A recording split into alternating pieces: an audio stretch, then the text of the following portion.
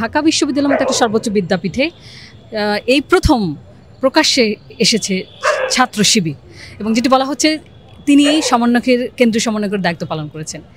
এই বিষয়টাকে আপনি কীভাবে দেখছেন?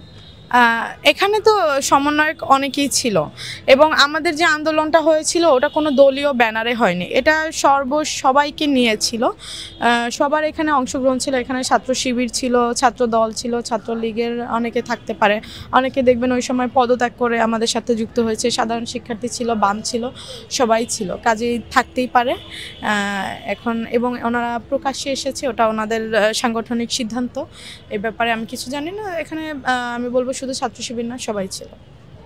ছাত্র শিবিরের রাজনীতি প্রকাশ্যে আসাটাকে আপনি কিভাবে দেখছেন? আপনার মন্তব্য কি বিষয় সাধারণ শিক্ষার্থী? জি, আমার কাছে মনে হয় এটা খুবই ভালো একটি উদ্যোগ ছিল।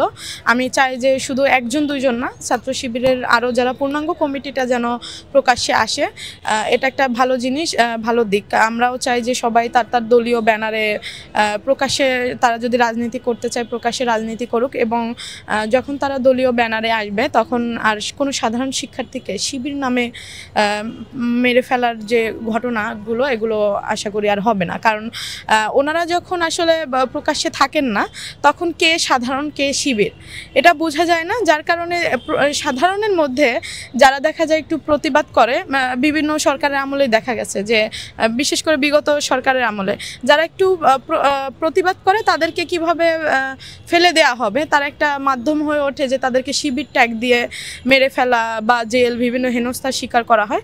কাজে আমি চাই না যে কোনো সাধারণ শিক্ষার্থী জাস্ট এভাবে আর শিবির ট্যাগ দিয়ে তাদেরকে মেরে ফেলা হোক, এবং একজন সাধারণ শিক্ষার্থী সে সাধারণ হিসেবেই থাকুক, একজন শিবিরের শিক্ষার্থী সে একজন শিবির শিক্ষার্থী হিসেবেই থাকুক, এবং কেউ শিবির করলেই যে তাকে মেরে ফেলা হবে, মারা হবে, হামলা করা হবে, এটারও আমি পক্ষপাতী না।